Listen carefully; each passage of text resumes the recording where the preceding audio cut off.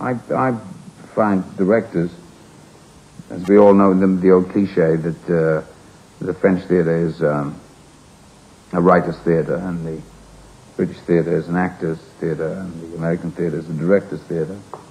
I don't believe any of them. The theater is essentially a writer's theater, and directors are relatively unimportant. They're not more than jumped-up stage managers. In films, it's a different matter. You know, a director should tell you vaguely, roughly, the place on the stage where you would be best seen, and then, assumedly, leave the rest to you. John Gielgud, who is the best director I've ever worked with on the stage, certainly, was marvelously instructive about Hamlet, but certainly didn't dominate in the sense in the sense of saying you must do this or you must do that or you must go there and you must do, because there were certain stern rules that I had for myself. A, don't come near me. You leave me alone. Which he understood. And I think he thinks that I'm a very undisciplined actor.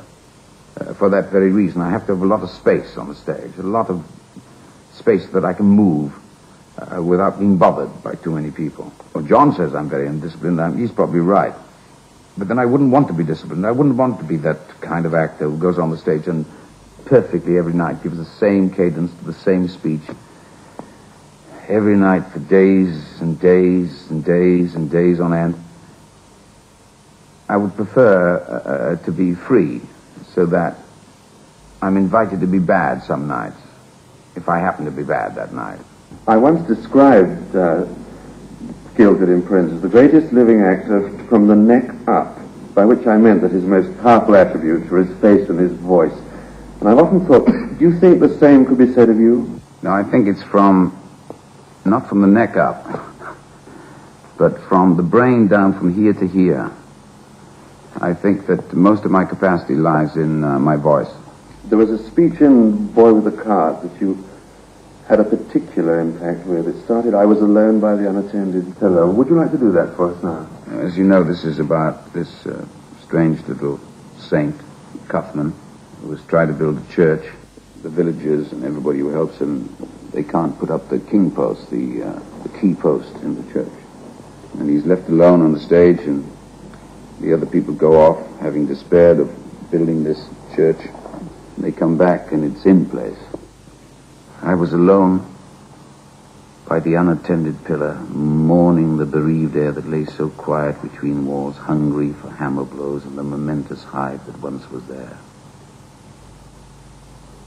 But gradually, I was aware of someone in the doorway, and turned my eyes that way and saw, carved out of the sunlight, a man who stood watching me. So still that there was not other such stillness anywhere on the earth. So still that the air seemed to leap at his side. He came towards me, and the sun flooded its banks and flowed across the shadow. He asked me why I stood alone.